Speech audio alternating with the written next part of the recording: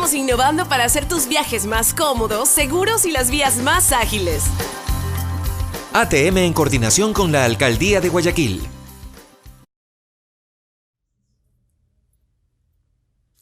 Muy buenos días amigos, estamos martes 9 de julio de 2019. Bienvenidos a su programa Café La Posta. Yo soy Gabriela Yepes y antes de empezar la entrevista de hoy, quiero agradecer a todas nuestras marcas auspiciantes que nos permiten estar todas las mañanas aquí junto a ustedes. Gracias a Hyundai, gracias también a la ATM, la Autoridad de Tránsito Municipal de Guayaquil.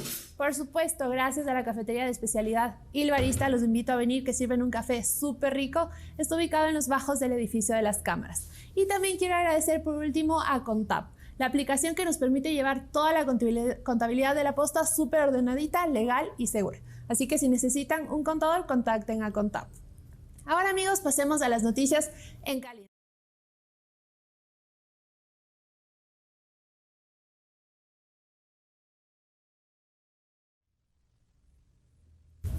En caliente, la fiscal Diana Salazar ayer estuvo para comparecer en la Asamblea Nacional y dijo que el caso Arroz Verde, que ella ha denominado Sobornos 2012-2016, está avanzando, que en sus manos ya tiene todos los documentos íntegros del caso, en donde están los nombres completitos de todos los implicados. Y además anunció que se saldrán estos nombres a la luz y los implicados en el caso muy pronto.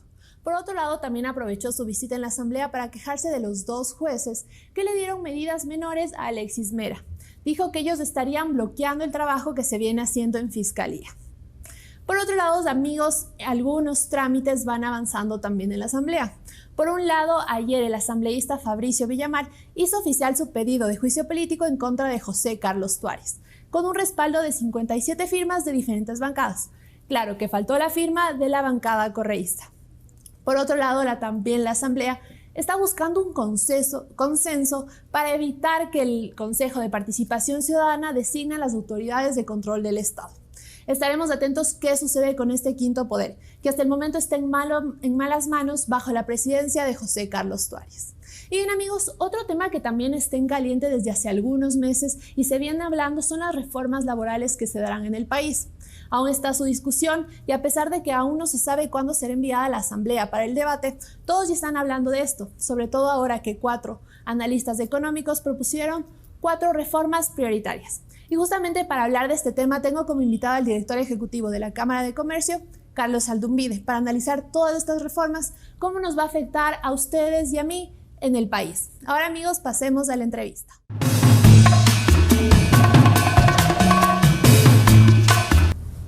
De nuevo, muy buenos días amigos y gracias por quedarse a la entrevista y estamos con Carlos. Bienvenido Carlos. Hola Gabriela, buenos días con todos. Carlos, como comenté al inicio de la entrevista, recién salió un artículo en Diario El Comercio en donde 4 analistas económicos proponen 4 medidas prioritarias, además de las reformas que ya se han venido hablando desde algunos meses cuando Lenín Moreno propuso que es necesario hacer unos cambios laborales. Me gustaría analizar junto a usted 4 de estas medidas. Una de ellas es que habían propuesto los 4 analistas, dice, racionalizar los costos de despido, que el despido no tenga costo antes del año y si es un despido tenga el valor total de 3 sueldos máximo. ¿Cómo ve usted esta medida? ¿Cómo nos va a ayudar? ¿Cómo afectaría también al empleado? Gabriela, mira, yo creo que lo más importante de todo esto es pensar en que el ecuatoriano en general necesita empleo, necesita trabajar, necesita llevar el pan a la casa todos los días. Y precisamente por eso, no solamente estos 4 analistas, sino la Cámara de Comercio de Quito ha venido ya trabajando en algunas propuestas que ya las vamos seguramente a topar también hoy día, para tratar de hacer que la contratación y la desvinculación de un empleado en cualquier tipo de empresa sea lo menos traumática posible para el emprendedor o para el empresario. El Ecuador es uno de los países que tiene la mayor carga y peso económico en cuanto a la desvinculación de un trabajador en la región y eso nos quita competitividad. Nosotros venimos trabajando y hablando de que la competitividad es fundamental para que el sector productivo privado sea el dinamizador de la economía, que crezca y a través de ese crecimiento genere plazas de empleo formal, que es lo que necesitamos los ecuatorianos. Por lo tanto, la disminución de ese peso, de esa carga, de ese trauma económico que significa para un empresario desvincular a una persona por bajo rendimiento, por abuso de confianza o porque simplemente la economía de la empresa lo necesita, y luego de hacer un análisis muy inteligente y muy bien pensado de reducción de costos, de eficiencias dentro de la compañía, y se llega a determinar que tal vez una de las alternativas para recuperar eficiencia y competitividad en las empresas es salir de un cierto número de personas, es fundamental que esa desvinculación no signifique un costo tan elevado. Carlos, para el hagamos empresario. un análisis. Digamos, actualmente cuando un empresario despide o algún empleador despide a su empleado, ¿cuánto le tiene que pagar ahora y cuál es la propuesta que tienen ustedes? Mire, la propuesta que están haciendo es tratar de disminuir el costo en cuanto al número de salarios que se debe pagar hoy por hoy a una persona que se desvincula, y depende de la forma en que se le desvincule a la persona. Como te decía, puede haber un abuso de confianza, puede haber una falta de eficiencia o falta de compromiso de esa persona dentro de la empresa, y una de las propuestas es que el desahucio, las vacaciones no gozadas, los décimos se siga pagando, pero la indemnización por despido intempestivo, dependiendo del tipo de despido que sea, no se la haga en su totalidad, y que el número de salarios no supere los 3, que eso le baja muchísima carga y muchísima presión al despido de una persona. No se está tratando de precarizar, no se está tratando de abrir una puerta, como muchos dicen, abrir una puerta para que los empleados tengan la facilidad de despedir a diestra y siniestra a los colaboradores. Acuérdese que Pero ¿cómo nos aseguramos de que no sucede esto? Porque bien tenemos en la historia del Ecuador muy reciente, hace 5 años se dio la tercerización, lo que ocasionaba esto. No digo todos, pero algunos empresarios contrataban personas y era un promedio más o menos de 3 meses y las despedía para no tener que pagarles. ¿Por qué no va a pasar esto ahora también? Este tipo de cosas como la tercerización y este tipo de, entre comillas, abusos de ciertos empresarios o de ciertos empleados también, es que aquí hay que llegar a un equilibrio. Yo siempre digo que no se puede poner en contra al empleado y al empleador. El uno no vive sin el otro, somos complementarios. No hay empresario que yo conozca que contrate para despedir.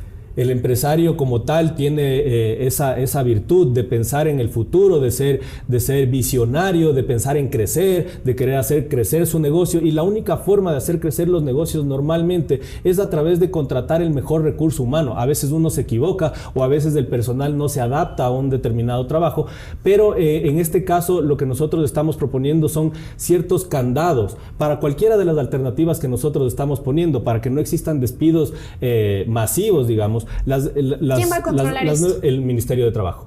El Ministerio de Trabajo. Todas las fórmulas que nosotros estamos proponiendo, si es que un empresario o una empresa se ve que está empezando a despedir para luego volver a contratar bajo otra modalidad, por ponerle un caso, la empresa va a sufrir sanciones importantes que el momento de hacer el análisis no le va a convenir. Es decir, lo que se está pretendiendo ahora es respetar los principios, todos los beneficios que tienen los empleados del día de hoy, para que los nuevos contratos abran un espectro y le den, tengan una facilidad importante para contratarse bajo las nuevas modalidades a partir de hoy. Los empleados que ya estaban contratados no van a sufrir ningún tipo de precarización. Eso es importante, como usted ha dicho. Entonces, todos los empleados que ahora se encuentran trabajando no va a cambiar su contrato. Únicamente son a la fuerza laboral que entra ahora. Correcto. La idea es buscar alternativas innovadoras para que los nuevos puestos de trabajo que se abran le beneficien a la persona, esos 5.5 millones de ecuatorianos que hoy no tienen un empleo formal, que se les abra una oportunidad de conseguir un empleo formal, y que para el empresario sea una especie de incentivo contratarlo bajo estas nuevas modalidades. Sin embargo, los que ya venían contratados no pueden ser despedidos para entrar en estas nuevas modalidades, y se les va a respetar todos los derechos que hasta hoy han conseguido, cosa que es fundamental. Fíjese que la OCDE hace aproximadamente 2 meses hizo un foro que se llama el Foro Mundial por el empleo, más o menos, ¿no es cierto? En donde se habla un poco de economía a nivel mundial, y todo el mundo está hablando de globalización, de digitalización de las cosas, de cómo irnos preparando para los trabajos del futuro, y nosotros seguimos hablando de un código laboral de hace 80 años. Entonces, todo el mundo está ya entrando en nuevas tendencias. ¿Por qué cree que sucedió esto? ¿Por qué en el Ecuador estamos estancados y en otros países ya se está trabajando otros temas? Porque yo creo que aquí siempre nos ha ganado ganado las ideologías ante el pragmatismo. Aquí nos ha ganado mucho la política a cambio del conocer cómo se hace empresa, ser pragmático y tratar de hacer las cosas de una manera simple. Aquí siempre nos hemos complicado porque nos metemos mucho en la cabeza, en vez de lo simple de un proceso productivo, nos metemos en la cabeza todos los problemas ideológicos y un montón de cosas que nos traban este tipo de cosas. Fíjese que me han preguntado muchas veces ¿por qué la Cámara quiere proponer este tipo de cosas? Porque a nosotros no nos preocupa solamente las personas que actualmente tienen un trabajo formal. Nos preocupan los que no tienen un trabajo formal. Ahí están los jóvenes, ahí estamos también ya los viejitos que tenemos 40 años, ya básicamente somos inservibles. O tenemos 50 años y ya no conseguimos trabajo en ningún lado. Entonces tenemos que preocuparnos por los jóvenes que están emprendiendo y por los adultos que también están emprendiendo y darles motivaciones para que estas personas tengan alternativas y herramientas para contratar gente y para hacer que sus emprendimientos crezcan o para conseguir trabajo. Realmente todas estas medidas, conseguir empleo, darles empleo alrededor de 5.5 millones que ahora están en un trabajo informal o como se lo llama ahora empleo no pleno, suena muy bonito, o sea, realmente es lo que todos esperamos, pero ¿bajo qué medidas estas personas van a conseguir un empleo? ¿Cuál va a ser la diferencia entre personas que ya están ahora en una empresa y las que van a ingresar ahora? Mire, la idea, como le decía, es encontrar incentivos para el empresario, incentivos para el emprendedor. Una de las propuestas que nosotros hemos hecho es, por ejemplo, eliminar el 35% de recargo a los empleos ocasionales. ¿Qué provoca esto? Que, por ejemplo, sale una persona de viaje por capacitación dentro de la misma empresa, o sale una persona que trabaja, está embarazada y sale a su periodo de maternidad. Normalmente las empresas tienen mucho miedo de contratar actualmente por ese recargo del 35%. ¿Por qué? Porque la persona que está haciendo el mismo trabajo que la persona que salió viene a ganar el 35% más. Una persona lleva 2 años y la otra persona apenas puede estar hasta 6 meses dentro de la compañía. Entonces, ¿qué es lo que hace el empresario? ¿Qué es lo que hace la compañía? Busca una alternativa de reacomodar sus fichas, no contratar a nadie, pero cargarle un poco más de trabajo a veces a esos colaboradores. O, digamos, lo que se intenta con esto es buscar alternativas de que se abra una puerta para contratar a alguien a una nueva línea de producción o a un nuevo proyecto. Contratarlo bajo esta modalidad sin ese recargo abriría la posibilidad de que nosotros estemos siempre buscando alternativas de contratar gente que está en el desempleo actualmente, de probarlo, y si es que realmente después de esos 6 meses esa persona fue extraordinaria, sacó adelante un proyecto determinado, puede quedarse. Actualmente esa persona ni siquiera es vista como el empresario para darle esa oportunidad. La idea es brindar oportunidades a los que no tienen un empleo actualmente. Una vez, como ya has comentado, es eliminar el recargo del 35%. Otras cosas de las que también se ha hablado son las jornadas semanales, cuántas horas se va a trabajar diarias, también los sueldos y también un proporcional que se le va a dar al IES por cada empleado. ¿Cómo va a funcionar? Mira, son varias cosas ahí mismo. El tema de los horarios, la idea es que todo esto se tiene que hacer bajo mutuo acuerdo previo a la firma del contrato como tal. Y habrá sectores que lo pueden aplicar y habrá otros sectores que no lo pueden aplicar. En el sector agroindustrial, donde yo tengo algo de experiencia ahí, por ejemplo, se lo puede aplicar. ¿Por qué? Porque tú no puedes decir trabajo de lunes a viernes y el sábado y domingo, si tengo que cosechar, no cosecho, porque tal vez vuelves de lunes y la cosecha se te pasó y perdiste todo el dinero de todas las hectáreas que pensabas cosechar. Por lo tanto, en ese tipo de trabajo se puede trabajar un lunes un poco menos de horas, un martes un poco más de horas, y tal vez todo eso implica que el sábado y domingo tienes también un horario sin que eso implique un costo adicional para el dueño de la empresa o de la parte agrícola o de la agroindustria. ¿Hasta cuántas horas máximo se puede trabajar diarias con la reforma? Hasta 12 horas máximo. Pasado las 12 horas sería una hora extra. Totalmente. Pagado. Es que eso es un poco lo que tenemos que explicar y que todos debemos de entender. Aquí se está respetando las 40 horas semanales. A partir de la hora 41, en cualquier tipo de modalidad y en cualquier tipo de horario que tú pongas, a partir de la hora 41 vas a empezar a pagar las horas extras y extraordinarias conforme la ley. Aquí no se está yendo en contra de ningún derecho de los trabajadores actualmente. Lo que se está tratando de hacer es modificar los horarios y ciertas jornadas bajo mutuo acuerdo dependiendo del sector, para que tanto el empleado tenga una posibilidad de trabajar y el empleador tenga la oportunidad de contratar bajo ciertos índices de competitividad que le permitan, a través de esa ganancia de competitividad, dependiendo de la estructura de costos que pueda tener cada tipo de negocio, ser más competitivo significa poder vender en el exterior a mejor precio, vender mejores volúmenes y a través de esa venta de mejor volumen crecer tu compañía. Y la única forma de crecer las compañías es contratando más gente. Entonces el círculo virtuoso se completa y ayudamos a todo el mundo. No es una tarea fácil. En el Ecuador hace 10 años se vienen perdiendo puntos porcentuales hacia abajo de empleo formal. No es fácil en un año, en 6 meses o con una charla como esta arreglar el mundo, pero la idea es por lo menos presentar propuestas que nos ayuden a ir pensando, a remover el avispero, a ponernos un poco en onda de qué es lo que está haciendo el mundo y nosotros ya empezar también a mejorar y actualizar nuestras leyes.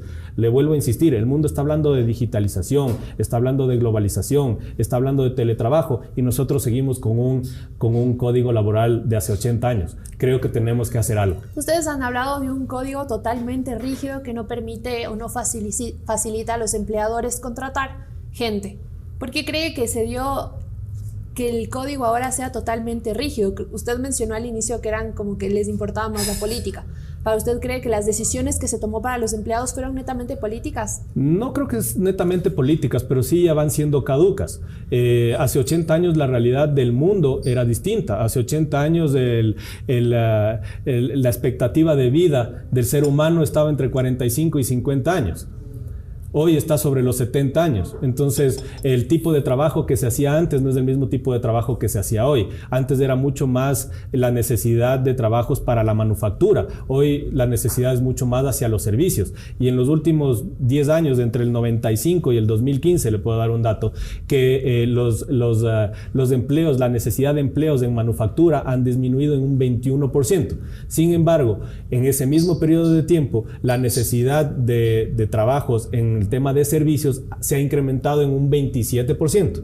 Entonces, hay cosas buenas y malas en todo esto. Lo único que yo, como Cámara de Comercio de Quito, hemos hecho el análisis es que nos tenemos que ir actualizando.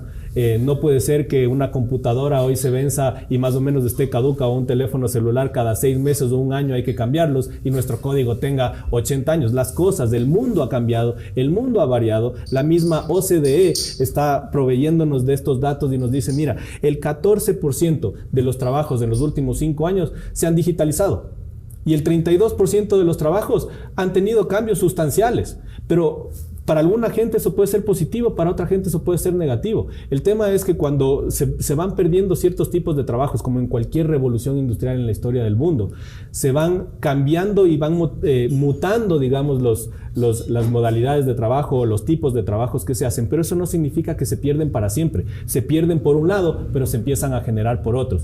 Es por eso que como Cámara de Comercio de Quito nosotros estamos muy metidos en el tema de capacitar hacia los trabajos del futuro.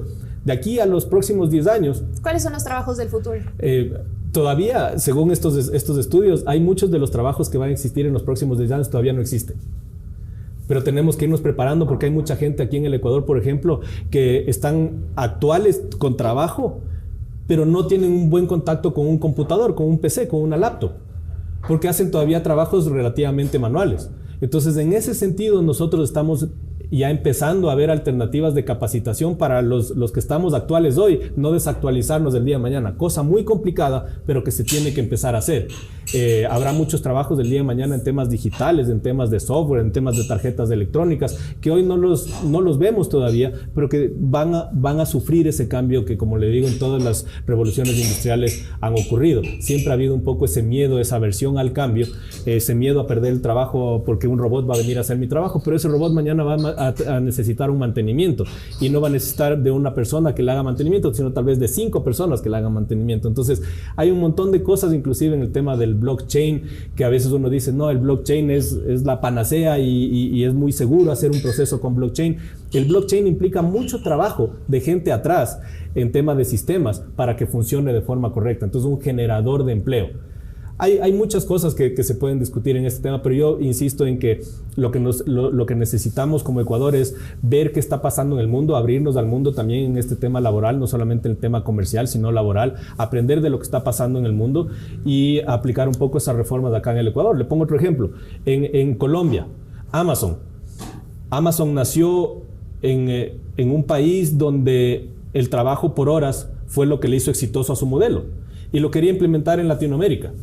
Hizo un análisis y vio que en Colombia es donde en Bogotá específicamente es donde la mayoría de la población es bilingüe, que le convenía, que tiene formación de segundo, tercer grado, hasta cuarto grado en su gran mayoría, pero tenía el problema de que no había la contratación por horas. ¿Qué hicieron? Hicieron un trabajo de cerca de un año, plantearon reformas, pasó por la Asamblea o Congreso colombiano, aprobaron el tema de contratación por horas y de inmediato en los siguientes 3 meses que se aprobó, vino Amazon, se estableció y generó entre 3.000 y 4.000 empleos directos, que nos ayudaría en el Ecuador. Yo creo que sí. Esta contratación por horas también incluye tener afiliación al IES, acceso a los 14º, acceso a todos los beneficios que tiene un empleado con un contrato anterior. Absolutamente Pero todo. Ustedes hablan de un proporcional. ¿Bajo qué medidas, bajo qué porcentaje se va a medir? Mira, ahí yo creo que tenemos que ir un poco dividiendo las propuestas que ha hecho la Cámara y la propuesta que han hecho los economistas últimamente. Algunas tienen mucho que ver y otras recién, digamos, las estamos nosotros recibiendo y entendiendo. Claro, más que nada, yo leí este artículo y ellos especifican más y dan más propuestas de cómo solucionar o beneficiar a los empleados cuando se les quita tal vez un beneficio, darles otro a cambio.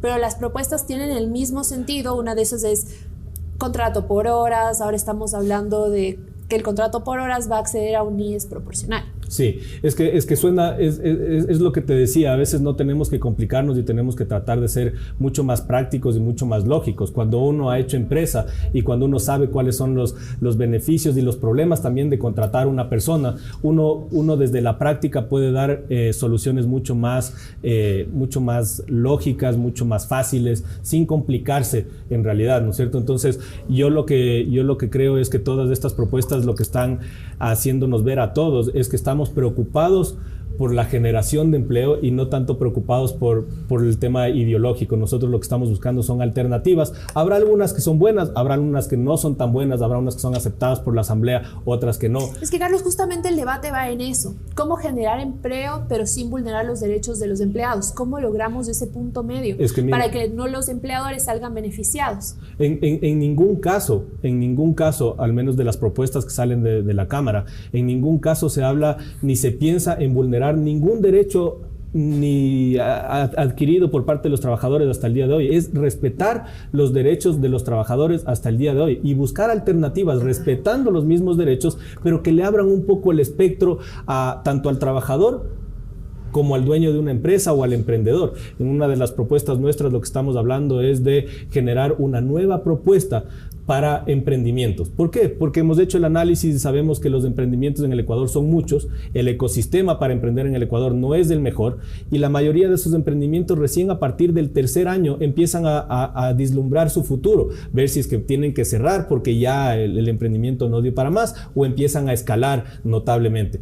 Por lo tanto, una de nuestras propuestas es hacer que el periodo de prueba sea una especie de convenio solidario entre el trabajador y el emprendedor para que los dos arriesguen un poco, vayan juntos en este proceso y el periodo de prueba dure 3 años. Si es que antes de ese periodo la empresa quiebra, el emprendedor no tenga que, aparte de haber perdido todo su patrimonio, todo su tiempo, todo su esfuerzo, tenga que endeudarse para liquidar por despido intempestivo a una persona. ¿Por qué? Porque aquí no ha habido mala intención de ninguna de las dos partes, es simplemente que el ecosistema de hacer negocios no ayudó. Totalmente, pero ¿qué pasa con el empleado que también apostó por trabajar en un emprendimiento, aún así sabiendo que va a funcionar o tal vez no? ¿Qué pasa? Sale con las manos vacías prácticamente. No, sale con la liquidación del caso. Lo único que nosotros estamos proponiendo no incluirlo. ¿Cuál es la liquidación del caso? Es lo que te decía hace un momento, los décimos que no se hayan devengado, las vacaciones que no se hayan devengado, todo lo que la ley dice y establece.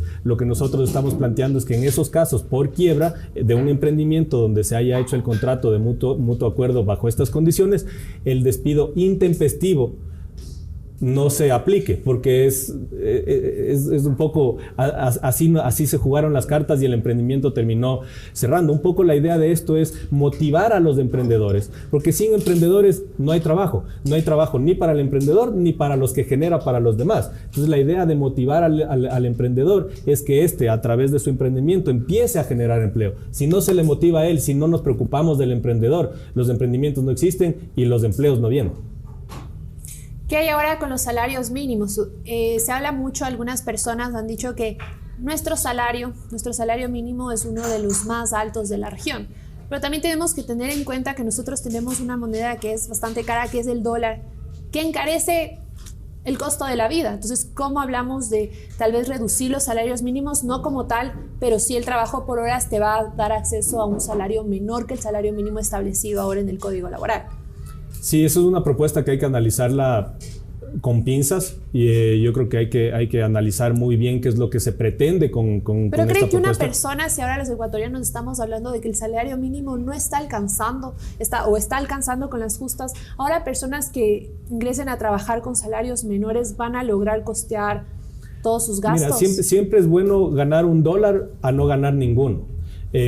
Sin embargo, como te digo, yo creo que es una propuesta que se tiene que analizar con pinzas. Hay otros países como México, que si nosotros convertimos el peso a dólar, tiene un salario muy inferior al nuestro y por lo tanto lo hace más competitivo y tiene salarios diferenciados por sectores. El sector agrícola tiene un determinado salario mínimo, el sector industrial tiene un salario mínimo, el sector comercial tiene otro salario mínimo. Yo no sé si la propuesta va por ese lado, pero como te digo, todas las alternativas se pueden poner sobre la mesa. Yo creo que lo motivante de todo esto es ver que varios sectores están pensando en alternativas para dinamizar el tema de la generación de empleo. No todas van a ser buenas, no todas van a ser aceptadas, pero hay que hacer un análisis muy sesudo de esas alternativas que se están presentando. Otra de las propuestas a las reformas prioritarias que se dice en este artículo es sustituir la jubilación patronal por un aporte de la empresa a una cuenta de ahorro. ¿Cómo lo ve usted? El manejo del Instituto Ecuatoriano de Seguridad Social lamentablemente no ha sido el mejor en su historia en general. Creo que todos los que aportamos tenemos siempre un poco la expectativa de que al menos algo de ese aporte que nosotros hacemos se nos devuelva en algún tipo de servicio, sea fondo de salud, fondo de pensiones. Los dos están deficitarios ahora, están pasando por un momento muy crítico, sea a través de un quirografario a buena tasa, sea a través de un hipotecario a buena tasa, o sea simplemente recibir cuando me jubile algo de dinero para seguirme manteniendo. Y lamentablemente en la condición en la que se encuentra hoy la seguridad social, vemos el riesgo todos nuestros aportes a lo largo de la historia. Entonces, ¿Cree que realmente el IES va a dejar de funcionar en algún momento, un futuro cercano? Yo no quisiera que eso suceda. Creo que no nos conviene a nosotros como ecuatorianos, ni los que trabajamos y hemos aportado, ni los que no nos conviene, porque creo que aparte de una crisis económica podría venirse una crisis social muy importante. Pero esta es una buena alternativa para poner a buen recaudo y bajo niveles de inversión o reinversión de esos fondos en fondos internacionales o nacionales de forma segura. Creo que nos podría dar a nosotros una certeza, una garantía de que lo que estamos aportando en algún momento sí se nos va a regresar y que está siendo invertido en el mercado de valores de forma responsable, cosa que a veces en la seguridad social nos falta, ¿no? Algo importante también aquí que le mencionaba, usted habló de los aportes que se da al IES para una jubilación por vejez. Yo le estaba hablando de la jubilación patronal, que es de esta jubilación que las empresas están en la obligación de otorgar a un empleado pasado sus 20 años de trabajo. ¿Cree que ahora funciona todavía? ¿Hay empleados que todavía se quedan en una empresa hasta 20 años o más? Sí, conozco algunos casos. Las empresas en ese sentido son muy responsables. Yo creo que... Pero se ha hablado también de que les despiden a los 19 años para no tener que contar con esa jubilación, porque es de estarle pagando a un empleado para toda la vida. Sí, mira, hay casos y hay casos. Digamos, de la mayoría de empresarios en el Ecuador, yo siempre los voy a defender. Yo creo que hemos sido muy valientes de haber soportado 10 años de agravios, 10 años de ataques por todo lado y tratar de destruir al empresario privado. Haber logrado mantenerse en el Ecuador creo que es un tema muy válido de reconocer. Sin embargo, definitivamente hay alternativas en las que se puede llegar a negociar con las personas una liquidación previa. Pero Carlos, usted tal vez no admite que realmente los empresarios, no estoy hablando en general, sino algunos cometieron errores y ahora la consecuencia es la rigidez de las leyes, porque algunos abusaron de la tercerización.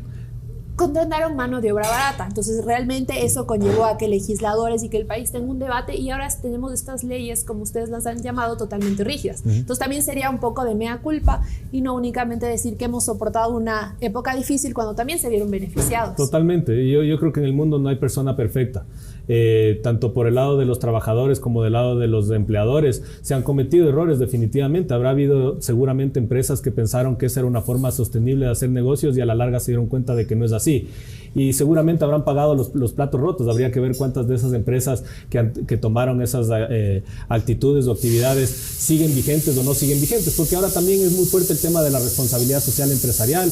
El tema de vender una imagen no solamente significa vender un buen producto, sino vender todo un contexto, tanto en mercados locales como en mercados internacionales. Los nuevos consumidores en el mundo son los millennials, y ellos no están solamente viendo el producto final, ellos son usuarios de los productos, no solamente los quieren adquirir, sino utilizarlos, y ven mucho la historia que hay atrás. Yo creo que ahí los empresarios tienen que efectivamente reconocer si es que en algunos casos se equivocaron. No son todos, serán tal vez una minoría, pero yo creo que ahí lo que pasó fue que también se parcializó mucho la política desde el lado de los empleados. Se lo politizó mucho y se empezó a pelear muchísimo. Yo hace un momento te decía, el uno no puede existir sin el otro. Y creo que hemos entendido todo eso de los dos lados. Hemos entendido que se tiene que aceptar ciertas condiciones para que la generación de empleo sea mucho más dinámica. Por otra parte, por el lado de los empleadores, se tiene que respetar las leyes y respetar las condiciones y tratar de dar las mejores condiciones a los empleados. Fíjese que acá en el Ecuador es uno de los pocos países en el mundo que se paga utilidades, y eso también es una carga, pero también es una señal. ¿Cree que es correcto pagar las utilidades o está en contra? Mire, yo creo que si una empresa genera riqueza, que no está mal el concepto riqueza, generar riqueza creo que es bueno y en el mundo es bueno siempre y cuando esa riqueza se reparta. ¿Está de acuerdo entonces con las utilidades? Hay diferentes formas de repartir esa riqueza, no solamente a través de una obligatoriedad del tema de las utilidades, pero también puede venir por temas de capacitación, de incentivos dentro de la misma compañía, de contratos que no solamente tienen que ser contratos colectivos, sino contratos que pueden ser privados entre el empleador y el empleado. ¿Cree que es necesario quitar las utilidades para invertirlas en capacitaciones, como ha dicho? Mire, hay otros métodos para eso que ya existen. ¿No está de acuerdo con las utilidades? No te voy a decir que no estoy de acuerdo, sí estoy de acuerdo. Yo creo que es importante siempre estar motivando al empresario a contratar más y a crecer. Son las utilidades, digamos, una motivación que tiene el empleado del trabajo duro que hizo. Mira, y son derechos adquiridos, y como te decía, nosotros vamos siempre a respetar los derechos que hasta hoy se han ido adquiriendo por parte de los trabajadores. Yo lo que creo es que hay empresarios responsables, la gran mayoría en el Ecuador son empresarios responsables, y van a respetar y van a jugar con las reglas del juego que están establecidas hasta hoy. Perfecto. Otro tema importante también son las reformas tributarias. Para que la reforma laboral vaya viento en popa, funcione en el país, también ustedes hablan o se ha hablado en el país de que se necesitan reformas tributarias también. ¿Cuáles son esas? Mire, hoy estaba leyendo en las noticias, ayer tuvimos la oportunidad de estar en una reunión con el embajador de los Estados Unidos acá. Una parte importante del tema de la reforma tributaria es el tema del impuesto a la salida de divisas, por ejemplo. Es un impuesto que, por más que tengas el mejor ministro de Comercio Exterior o de Relaciones Exteriores y te viajes por el mundo tratando de vender una imagen de que en el Ecuador se puede volver a confiar para volver a hacer negocios, para hacer buenos negocios en el Ecuador, un impuesto a las salidas de divisas es un bloqueo a la atracción de inversiones, y es un bloqueo también para las firmas de acuerdos comerciales. Yo creo que en ningún acuerdo comercial que pensemos firmar en el futuro se va a permitir que se mantenga el impuesto a la salida de divisas sin topar. Cuando tú traes $1 al Ecuador para invertir en el Ecuador, cuando quieres retirar ese dólar solamente te puedes llevar 95 centavos. Entonces es una forma de no motivar, de no incentivar a que la inversión extranjera directa venga. Acordémonos que en la región, no hablemos del continente, en la CAN, el Ecuador es uno de los países que menos inversión extranjera directa atrae, y uno de los principales motivos es ese. Entonces creo que la reforma tributaria tiene que ir un poco hacia hacer ese análisis de que si queremos recaudar más, tal vez hay que pensar muy bien en bajar un poco la carga arancelaria, la carga impositiva que se tiene para luego. Una de ellas es el impuesto a la salida de divisas. ¿Cuál sería otro tributo que debería ser analizado? Hay algunos, el tema del impuesto a los consumos especiales, hay algunos aranceles que también están por ahí que no incentivan, no motivan a que se hagan buenos negocios en el Ecuador, y que además no ayuda tampoco al Estado, porque Esto genera en algunos sectores que se prolifere el contrabando, por ejemplo. Hay algunos sectores que se ha visto, por ejemplo, en el caso de la Unión Europea, se ha ido desgravando la carga que tienen la importación de ciertos productos, y esto lo que ha hecho es que la formalización crezca, y a través de esa formalización el Estado recaude mucho más. Pero ahí habría que hacer los análisis de qué más se viene. Carlos, también. digamos, ahora vamos al otro lado. Si nosotros hablamos de eliminar estos impuestos que de alguna forma benefician a los empleadores y por ende a los empleados, vamos al otro lado. ¿Qué pasa con el Estado que ya está contando con ese dinero que está recaudando? Sería menos presupuesto del Estado. Sí, mira, eso te decía, hay ejemplos en otros países en los que se ha bajado la carga impositiva y siempre ha habido un poco ese temor de que se va a recaudar menos. Lo que normalmente ha pasado en países como Inglaterra, donde se empezó a hacer esto hace algunos años, es que la recaudación al final termina siendo superior a lo que en teoría se dejaba de recaudar. ¿Por qué? Porque empiezas a dinamizar la economía y empiezas a generar incentivos para que la gente invierta más o reinvierta en el país. Acá, aunque tratemos de ver que hay ciertos errores que han cometido los empresarios, hay muchos de los buenos empresarios de acá en el país que reinvierten en el país pese a cualquier condición política o económica, siguen reinvirtiendo. Y reinvierten porque creen en el país, porque creen en la calidad de trabajadores que hay en el Ecuador, y porque además no solamente tienen un mercado en el Ecuador, sino que tienden a ver en los mercados internacionales a futuro también. Carlos, todas las propuestas a reformas laborales que se han venido discutiendo, y usted ya ha dicho que de parte de la Cámara de Comercio tienen algunas propuestas. Si estas propuestas son tomadas en cuenta y llegan a ser aprobadas, ¿ustedes ponen la mano en el fuego de que todas esas reformas van a generar empleo? El generar empleo no se puede generar empleo por decreto, igual que no se puede atraer las inversiones por decreto. Esto es un tema de hacer un ecosistema válido para los negocios en el Ecuador, para todo tipo de negocios. Y en el Ecuador generar ese ecosistema no solamente es una reforma laboral, no solamente es una reforma tributaria, son una serie de reformas y una serie de cambios que se tienen que ir dando. El cambio de imagen que ya se viene dando en el país a nivel internacional es positivo, pero justamente ayer el embajador de los Estados Unidos nos hacía el siguiente comentario. Ustedes dicen que el Ecuador está abierto al mundo y que quiere atraer inversiones, pero por ejemplo el tema de los tratados bilaterales de inversión no existe, o van en contra de esa política de atracción de inversiones. Entonces no solamente se tiene que decir, sino se tiene que hacer. Entonces, si estas reformas son aprobadas individualmente, no van a generar empleo. Individualmente no, yo creo que esto, mira, todos los empresarios con los que nosotros hemos conversado están totalmente dispuestos a poner el hombro para sacar adelante la economía del país con estas o sin estas reformas. Están siempre dispuestos a presentar alternativas para que se dinamice la economía, pero definitivamente se necesitan de algunos otros cambios en tramitologías, por ejemplo, cambios en digitalización de procesos en aduanas, facilitación de comercio para podernos unir a la región, abrirnos a la posibilidad de entrar a acuerdos comerciales internacionales que nos abran mercados. Hay muchas cosas que todavía se tienen que hacer. El presidente de la Cámara de Comercio de Guayaquil, en una entrevista con Carlos Vea, le dijo que al ser aprobadas estas reformas laborales que se están proponiendo, se lograría generar alrededor de 1 millón de empleos en 4 años. ¿Son palabras para afuera o realmente se podría hacerlo? Porque él está hablando únicamente de, obviamente se necesitan reformas tributarias, pero está hablando netamente de las reformas laborales, de lo que es el tema en discusión.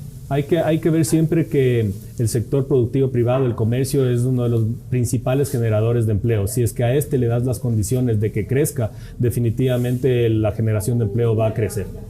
1 millón en 4 años. Tendrías que preguntarle un poco a Pablo. Yo creo que él es responsable y sabe bien cómo hace sus cálculos y lo que dice. Así que yo no creo que haya sido una propuesta irresponsable de parte de él. Y más o menos esa propuesta de 1 millón de empleos es más o menos como la de Lenín Moreno, porque él ofreció 250,000 empleos cada año. Ahora vemos que no pudo cumplir con ese número. ¿Cree que realmente Lenín Moreno no está aprobando las reformas laborales para que se genere este empleo? ¿Simplemente fue una propuesta de campaña? Mira, yo creo que uno cuando no conoce las interioridades de una empresa, por ponerte el ejemplo de una empresa y no de un gobierno, y uno ve las cosas desde afuera, puede ver los balances maquillados y puede hacer propuestas de trabajo sobre esos balances que uno ve. Sin embargo, cuando uno llega y se interioriza con la operación y se da cuenta de que los balances estaban maquillados y que la realidad no era esa, las propuestas de proyectos y trabajos que uno puede haber hecho tal vez se le pueden caer. Yo creo que acá es importante rescatar que se ha hecho un trabajo desde lo político que nos ha ido un poco alejando de ese socialismo del siglo XXI que tanto daño le hizo al país y que le sigue haciendo a otros países de la región. Creo que eso es importante rescatar. No debe haber sido fácil, no es fácil todavía seguir luchando en contra de eso.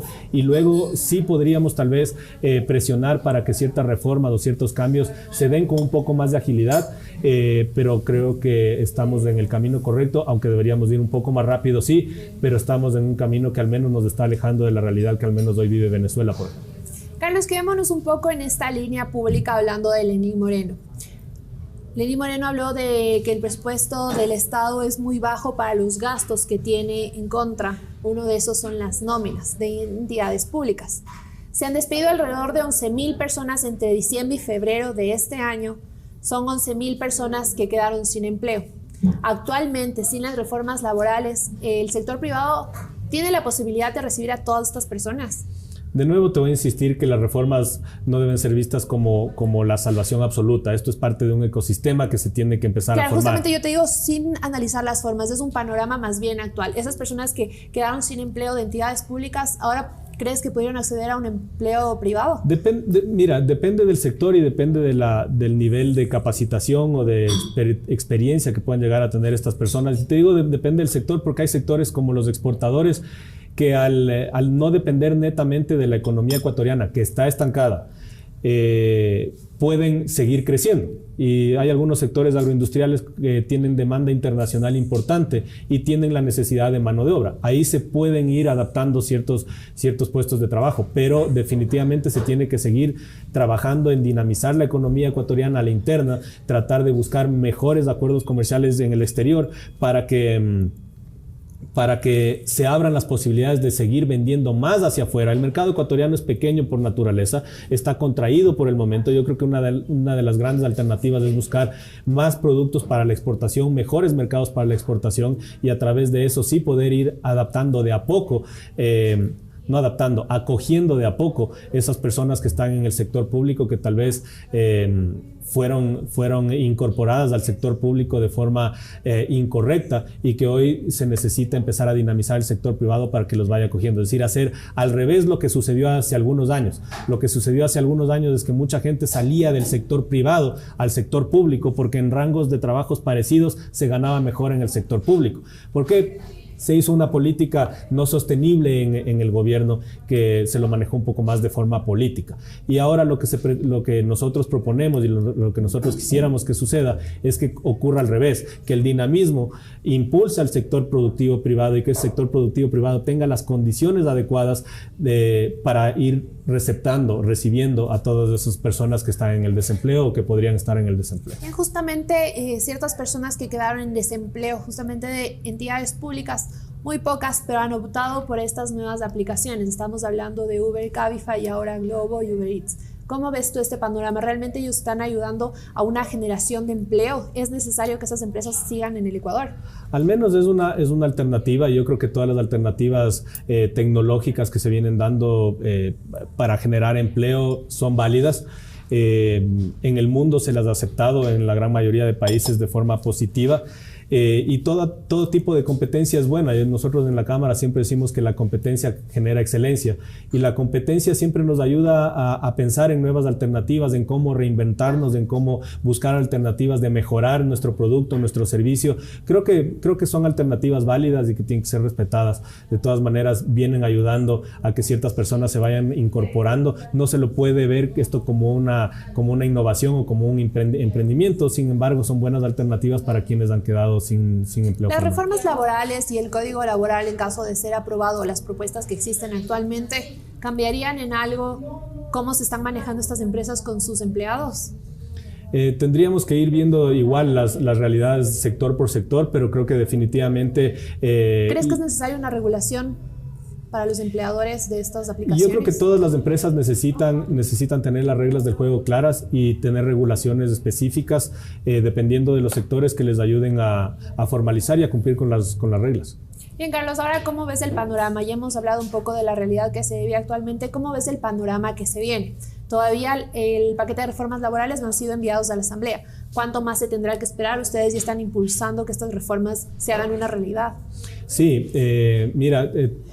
En la Asamblea Nacional a veces es un poco complicado ir viendo los tiempos. Hay temas de coyuntura política que le ganan a los temas estructurales como estos que estamos proponiendo. Sin embargo, y yo creo que el gobierno tiene la actitud, al menos eso es un poco el mensaje que nos viene enviando, tiene la predisposición de ir aceptando este tipo de reformas porque lo creen necesario y porque lo creen válidas.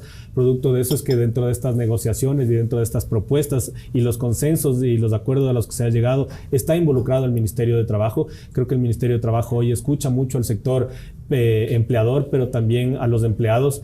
Creo que hay que seguir presionando para que este tipo de reformas se den lo antes posible. Ustedes hablarán y conversarán mucho de este tema. ¿En cuánto tiempo más o menos promedian en que estas reformas pueden llegar a la Asamblea a ser discutidas y volverse, como dije, una realidad? ¿Hay un promedio de tiempo? ¿Ustedes esperan que tal vez en tal año o en cuántos meses sea una realidad? Bueno, yo esperaría que hasta finales de este año podamos tener una respuesta o al menos ya un cronograma mucho más claro del que tenemos ahora de cómo se van a manejar los tiempos en la Asamblea. ¿Cree que hay alguien en el gobierno, tal vez en la Asamblea, que está poniendo esa tranca que no permite que las reformas laborales sean discutidas? ¿Hay alguien que está trabando? Mira, yo creería que no. Yo creo que lo responsable, al ser ministro, al ser representante del sector privado, al ser asambleísta, lo responsable es ver las cosas de forma práctica y de forma útil para la mayoría de los ecuatorianos, que es lo que nos preocupa, el bienestar de la mayoría de los ecuatorianos. Yo creía que si actúan de forma responsable y de forma técnica, inteligente, deberían dar paso a que estas reformas al menos se discutan y que ojalá se aprueben. Perfecto, eso es todo. Muchas gracias, Carlos, por acompañarnos y muchas gracias a ustedes, amigos, por quedarse en la entrevista. Realmente el debate es muy importante. Viene desde hace varios meses atrás, cuando Lenín Moreno habló de una necesidad de hacer reformas laborales, y desde ahí analistas económicos, empresarios y también organizaciones sociales de trabajadores se han puesto a discutir, unos en contra de las reformas y otros a favor. Lo importante aquí del debate es saber cómo generar empleo sin vulnerar los derechos de los trabajadores. Bien, amigos, eso ha sido todo. Antes de despedirnos voy a tomar una foto a mi recibo del té y el agüita que nos tomamos para que Contap lo tenga y así poder llevar nuestra contabilidad súper segura y ordenada. Gracias, amigos, por quedarse y tendremos más aquí de Café La Posta el día de mañana.